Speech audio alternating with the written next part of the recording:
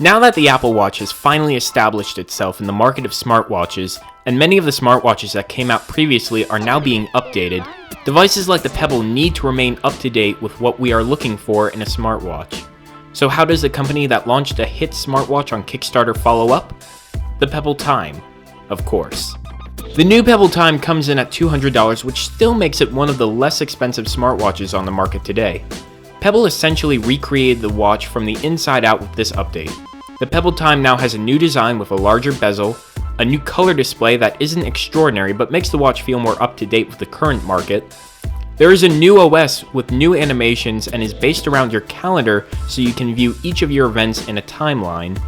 There's also a microphone for dictating messages and quick replies, although this only works for Android. And they advertise the battery lasts for 5 days. I found in my testing it only seems to last for 3, but that's still amazing. What I really like about this watch is the color display. You can't be a smartwatch in 2015 and still have a display that looks like it could have been found on a digital watch in the 1980s. The colors look decent and the screen is quite viewable both indoors and outdoors, but I still find myself using the backlight when I'm indoors. I still wish they had made the display a touchscreen. Now, even though the functionality is limited on iOS, I am still happy Pebble is bringing updated features like voice dictation to its smartwatch. And even though I didn't get a chance to try it, having quick replies to messages on your watch is the sole reason I would want a smartwatch.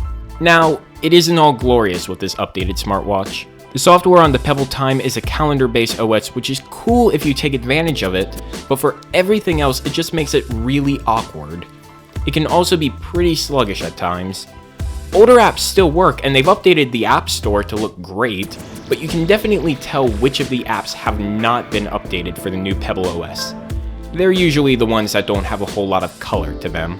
The larger bezel can get scratched quite easily as compared to the watch face that is covered by Gorilla Glass, and that large bezel really makes the screen look a whole lot smaller than it actually is, even though there really isn't much of a size difference between this one and the previous version. And the original wristband is pretty uncomfortable, but fortunately it can be swapped out quite easily. Now, I've said this before, I believe that the Pebble is the Kindle of smartwatches, and I still believe that. But the Pebble Time shows that Pebble is evolving. $200 is a good price compared to the Apple Watch, but to the ever-growing Android Wear market, it is quite steep, especially for what is missing in the Pebble Time and considering that many Android Wear devices are now working on iOS. If you're too cheap to get the Apple Watch, the Pebble Time is a great option. But if I had an Android phone, I'd probably get the Moto 360.